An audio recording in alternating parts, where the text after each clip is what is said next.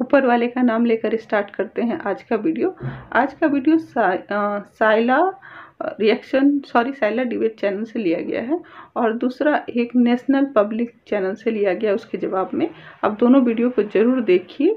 इसमें आज एक व्यक्ति जो कि पार्टीशन के समय पाकिस्तान चला गया और इस्लाम के नाम पे बने कंट्री में हो गया और उसके बाप दादा ने ऐसा चाहा था, और उसके बाद आज पाकिस्तान की परिस्थिति ऐसा देख करके उसके क्या रिएक्शन है और उसकी क्या सोच है, आप उसको सुनिए और उसके जवाब में एक इतिहासकार की भी राय सुनिए, ताकि हमारे पक्ष जो हैं दोनों तरफ से सुन करके हमारे विचार बने। और साइला जी से ये कम से कम उम्मीद करनी चाहिए कि जब कोई कुछ बोल रहा है और उसके अगर ऐतिहासिक परिप्रेक्ष्य कुछ हैं तो थोड़ी अगर आपको जानकारी है तो उसमें उनको काउंटर करें, जिससे कि लोगों के सामने गलत इन्फॉर्मेशन ना पहुंचे।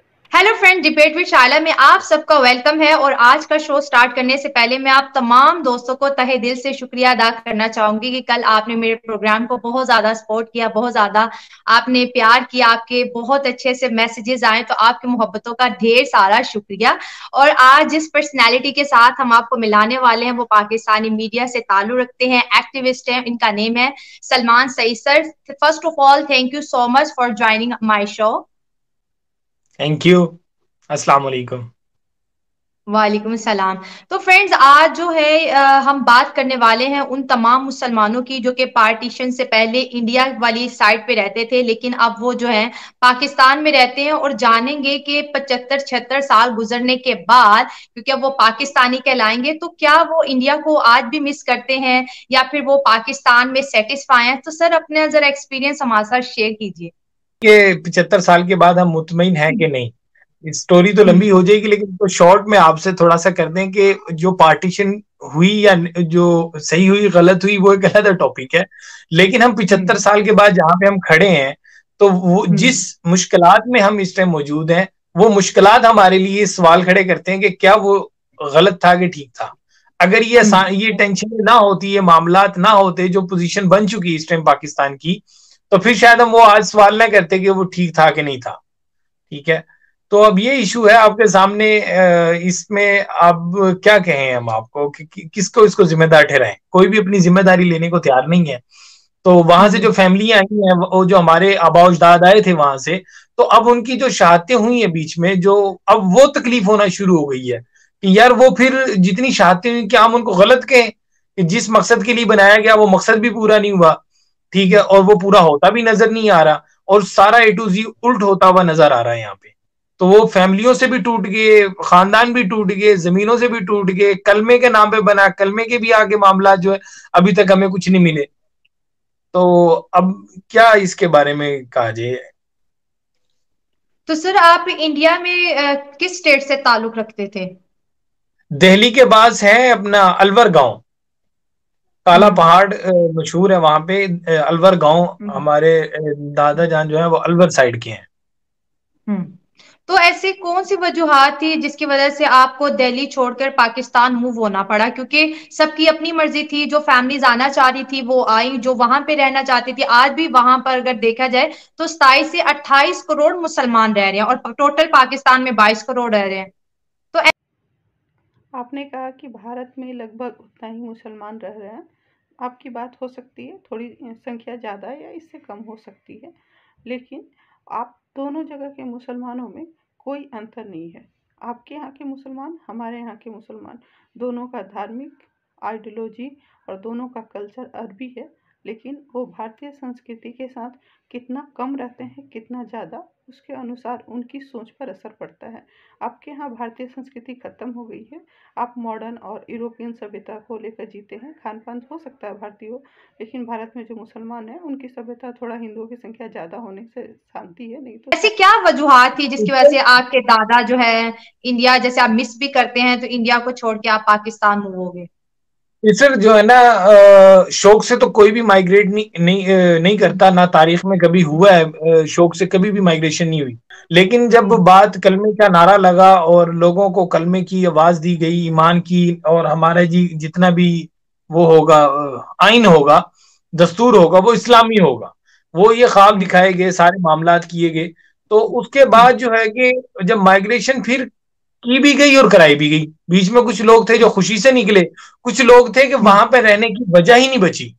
आपके गांव देहात पे आग लगाना शुरू कर दी गई, ठीक है, बहनों की इज्जतों के साथ खेला गया, सारे मामला। ये एक लंबी स्टोरी है, बहुत से लोग इस चीज को जानते हैं, हर एक का अपना रुख है, किस अंदाज से उसको देखता है। लेकिन के आपकी मीटिंग हुई है डॉक्टर अंबेडकर के साथ और ड्राविडियन लीडर पेरियार के साथ, और मैं समझता हूँ उन्होंने कहा कि माय डियर कायदे आजम, आई call you Quaid-e Azam because everybody calls you Quaid-e Azam. You are the only leader of national party बनाए जिसमें मुसलमान और साउथ के ड्राविडियन और जो दलित हैं वो मिल के जो समझते हैं कि कांग्रेस एक अपर कास्ट पार्टी है, आप एक नेशनल पार्टी बनाए जिसकी स्ट्रेंथ जो है कांग्रेस जितनी हो जाएगी। लेकिन शर्त ये है, शर्त नहीं बल्कि है ये कि आप एक यूनाइटेड इंडिया के फ्रीडम के लिए काम करें, ये बात है। तो कायदे अपना महात्मा गांधी ने तो 1940 के 16 जनवरी को भी ये ऑफर की थी, और जब मैंने वो कि वहां पे फिर मामला जो है ना वो बने, और इस अंदाज से बनाए गए जो हमारे आबाउजदाद बताते हैं कि हमें निकलना पड़ा। तो निकलने के अंदर ही हमारे लाहौर में वाल्टन स्टेशन है, उसकी जिंदा मिसाल है। कटी ट्रेनें यहाँ पे आई, फिर बाद में कटी ट्रेनें गई वहां पे भी, ठीक है, पूरी पूरी ट्रेन के अंदर लाशें काट के भेजी गई। तो इस तरह का मामला, कंफ्यूजन या कुछ कंट्रोवर्सीज होती हैं जहां पे ऐसा लगता है कि वो एक सेकुलर पाकिस्तान की बात कर रहे हैं। मैंने कहा कि हो सकता है कि उस मौके पे कहीं ना कहीं जो उनका पुराना लिबरल सोच था वो रिवाइव हो गया हो, लेट्स से, ठीक। लेकिन जो उसकी प्रैक्टिकल वजह थी कि तब तक ईस्ट पंजाब, लेकिन तब तक वेस्ट पंजाब, ईस्ट पंजाब में कम्युनल राइट्स बड़ी हाइट पे थे, और वेस्ट पंजाब में जो मुसलमानों की मेजोरिटी थी वहां पे तो मार्च में शुरू हो गए थे अटैक, बड़े लेवल पे अटैक सिखों पे, ब्राह्मण पिंडी के इलाके में जी, और हिंदुओं में मुल्तान के ऊपर हुए, फिर लाहौर और अमृतसर में एक जैसी स्ट्रेंथ थी, तो दोनों तरफ से अटैक हुए, ठीक है जी। और ईस्ट पंजाब में अटैक शुरू हुए जुलाई के अंदर जी, और by 11 August, beginning of August train पे भी अटैक हो चुका था, लोग भी आने शुरू हो गए थे लार्ज नंबर्स। तो जिन्ना साहब को डेथ हुआ, तो अब जिन हालात में हम आगे खड़े हो गए हैं, तो अब रह के याद आता है कि यार कि वो हमारे बाउजदाद का फैसला गलत था कि ठीक था। अब वो सोचने पे मजबूर हो रहे, लेकिन अब बन चुका है, तो अब लिहाजा हमें उस डिबेट में नहीं जाना चाहिए कि वो सही था गलत था।